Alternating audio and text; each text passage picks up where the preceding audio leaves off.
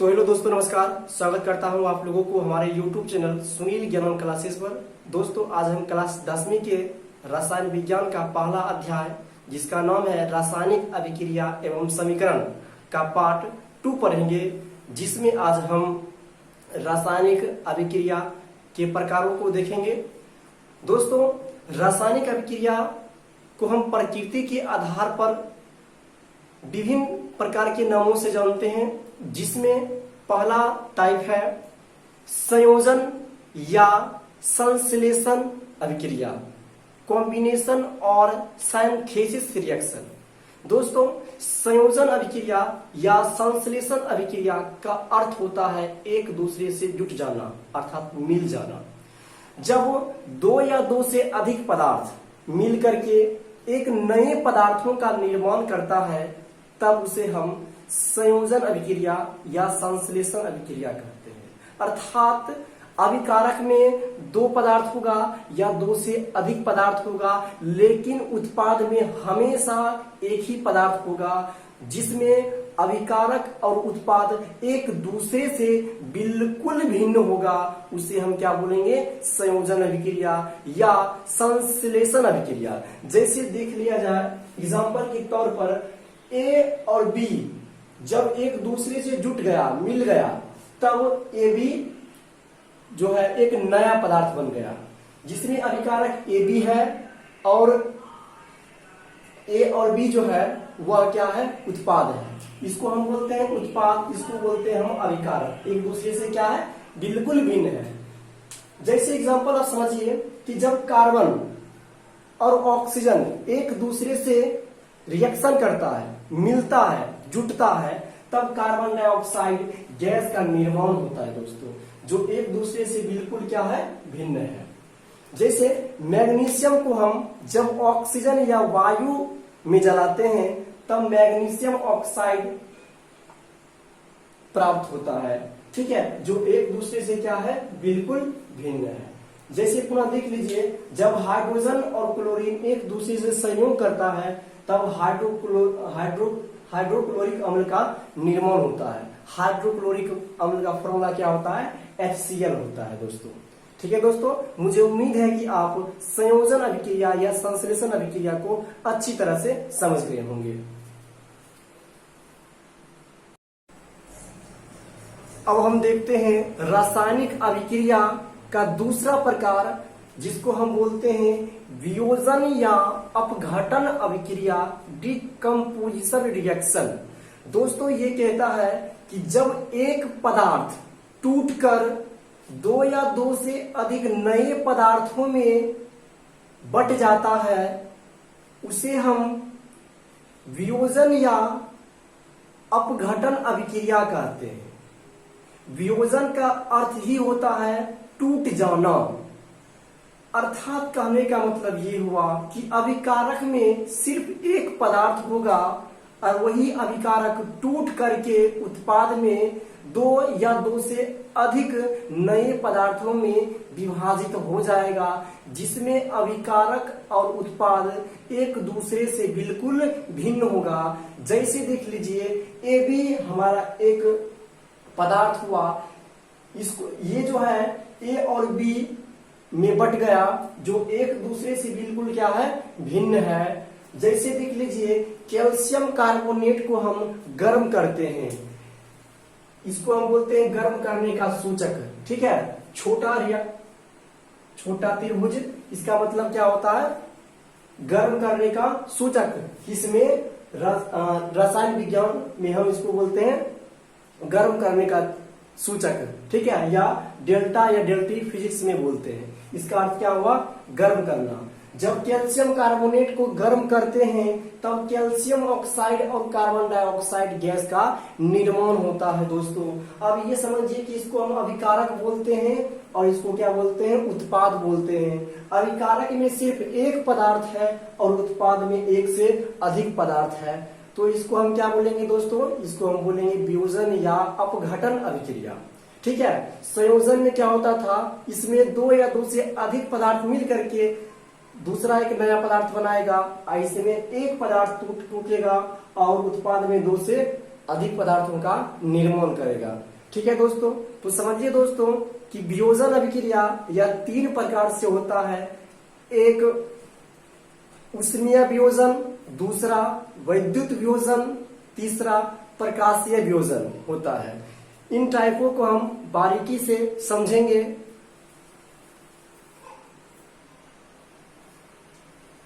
इसमें ऊष्मीय वियोजन कहता है कि अभिकारक को ऊष्मा द्वारा किया गया वियोजन, अर्थात जो अभिकारक होगा हम उसको ऊष्मा दे करके अलग कर देंगे, इसी को हम बोलते हैं ऊष्मीय वियोजन। जैसे कैल्शियम कार्बोनेट को जब हम गर्म करते हैं तब कैल्शियम ऑक्साइड और कार्बन डाइऑक्साइड गैस का निर्माण होता है, जैसे देख लीजिए। ठीक है, दूसरा है वैद्युत वियोजन। ठीक है, इसका अर्थ क्या हुआ कि विद्युत धारा के प्रवाहित होने के कारण होने वाला वियोजन, अर्थात जब हम जल में विद्युत धारा को प्रवाहित करेंगे तब यह हाइड्रोजन गैस और ऑक्सीजन गैस दोनों में टूट जाएगा, बिल्कुल अलग हो जाएगा, इसी को हम बोलते हैं वैद्युत वियोजन। तीसरा है प्रकाशीय वियोजन, अर्थात सूर्य के प्रकाश की उपस्थिति में होने वाला वियोजन, अर्थात जब हम AgCl को सूर्य की प्रकाश की उपस्थिति में रखेंगे तब यह Ag और Cl गैस में यह टूट जाएगा। ठीक है दोस्तों, तो दोस्तों आप याद रखिएगा कि इस अभिक्रिया का उपयोग जो है हम श्याम श्वेत फोटोग्राफी में करते हैं। तो बोला जाएगा कि यदि आपको कि श्याम श्वेत फोटोग्राफी का उपयोग किस अभिक्रिया में करते हैं, तो आप बोलिएगा कि प्रकाशीय वियोजन में। ठीक है, प्रकाशीय वियोजन में इस अभिक्रिया का उपयोग करते हैं। ठीक है,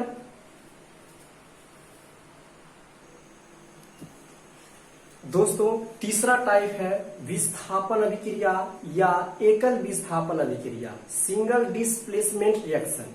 को समझने से पहले आपको एक धातुओं की सक्रियता श्रेणी या क्रियाशीलता श्रेणी को समझना पड़ेगा। देख लीजिए, ये आपको संकेत दिया गया है और इसका अर्थ क्या होता है ये समझिए। सबसे पहले आपको एक दम पर जो है सीरीज बाय आपको याद होना चाहिए। KCA,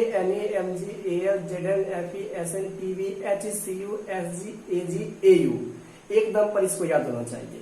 इसका अर्थ ये हुआ कि K जो है Ca की अपेक्षा अधिक क्रियाशील है, अधिक मजबूत है, और Ca से Na जो है Na कम क्रियाशील है, Ca अधिक क्रियाशील है।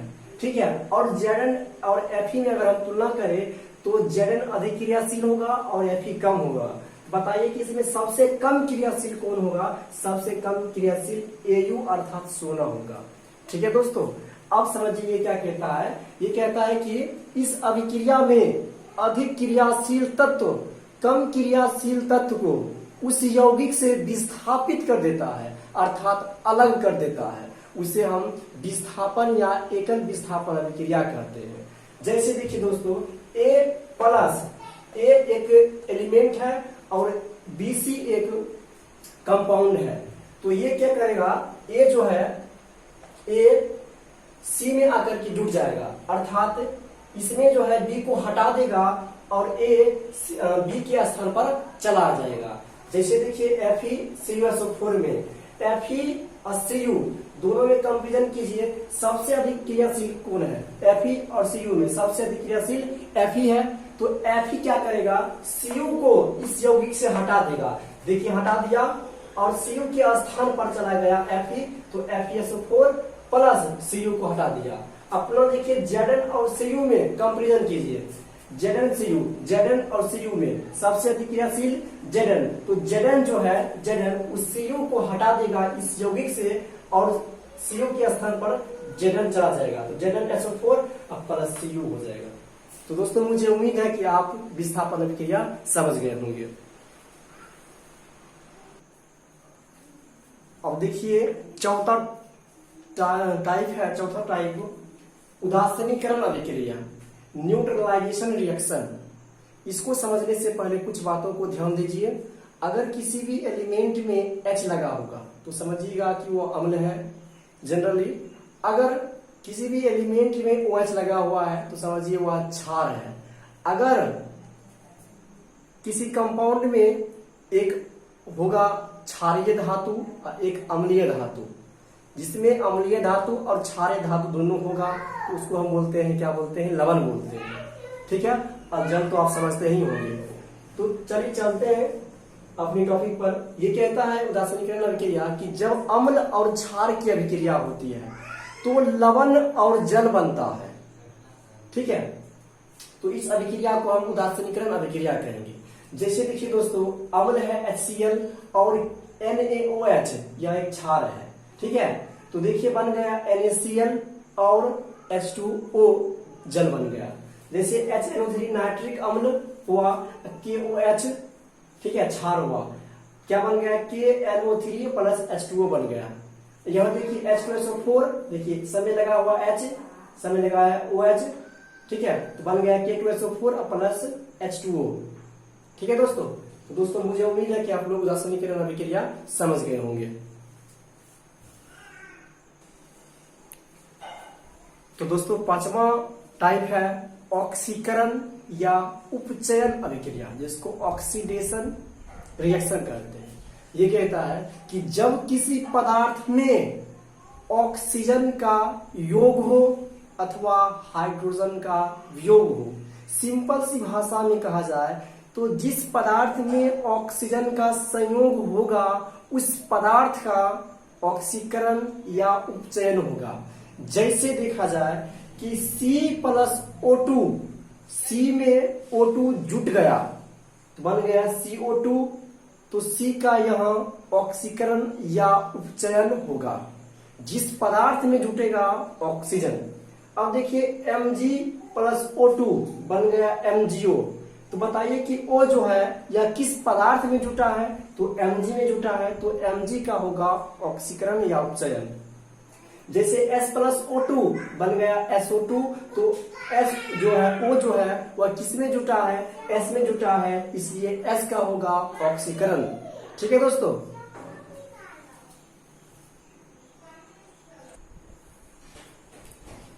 अब देखते हैं छठा टाइप।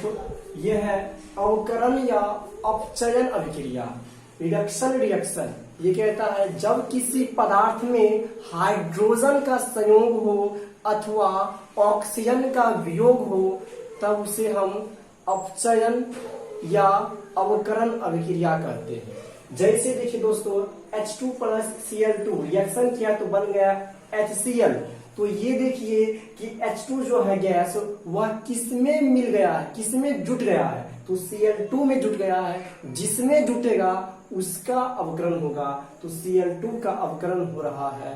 अब देखिए H2 प्लस I2, तो H2 किसमें जुटा है, यहां देख लीजिए I के साथ H जुट गया है, इसलिए I2 का क्या होगा, अवकरण होगा। N2 प्लस 3H2O, ठीक है, तो हो गया NH3 बन गया।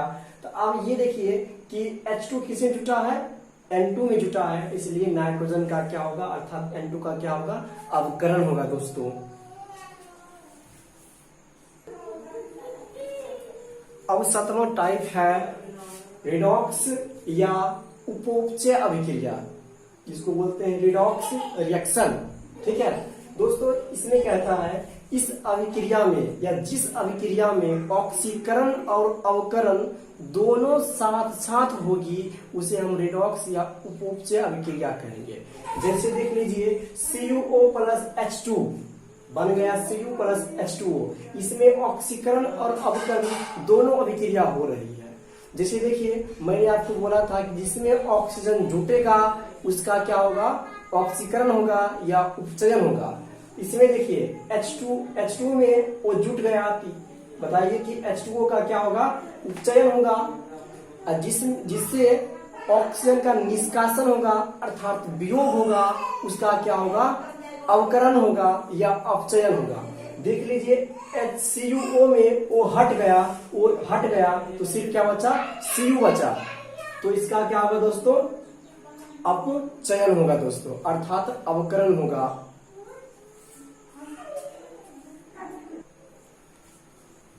दोस्तों अब हमारा आठवां प्रकार है अवक्षेपण अभिक्रिया, जिसको बोलते हैं प्रिसिपिटेशन रिएक्शन। ये कहता है कि वैसे रासायनिक अभिक्रिया जिसमें प्रतिफल से ठोस पदार्थ अलग हो जाते हैं उसे हम क्या बोलते हैं, अवक्षेपण अभिक्रिया। तो दोस्तों समझिए, अवक्षेप जो होता है, अवक्षेप का अर्थ होता है ठोस पदार्थ, अर्थात ऐसा अगर कहीं भी संकेत मिल जाएगा तो समझिए कि ये ठोस पदार्थ है, अर्थात ठोस पदार्थ का ये संकेत है। देखिए, जब NaCl प्लस AgNO3 के विलयन दोनों जब रिएक्शन करता है तब AgCl का एक सफेद अवक्षेप बनता है या अवक्षेप बनता है, समझ लीजिए। और क्या बनता है दोस्तों, और बन जाता है NaNO3 सोडियम नाइट्रेट बन जाता है। तो देखिए ये एक सॉल्यूशन है AgNO3 का, विलयन है, ठीक है। इस विलयन में देखिए जो बड़ा बड़ा पदार्थ है ये क्या है, अवक्षेप है। अवक्षेप अर्थात ठोस पदार्थ है। किसका ठोस पदार्थ है, AgCl का ठोस पदार्थ है। तो AgCl क्या है, ठोस पदार्थ है।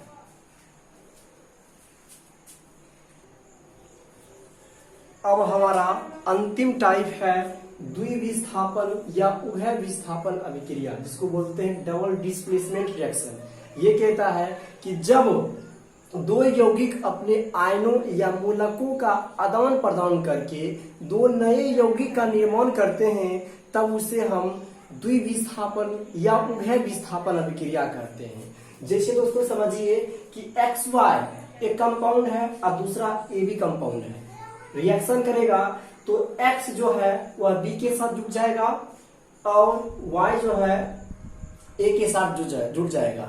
अर्थात X का जो भी होगा, X का जो चार्ज होगा, अगर यहाँ प्लस है तो यहाँ माइनस होना चाहिए।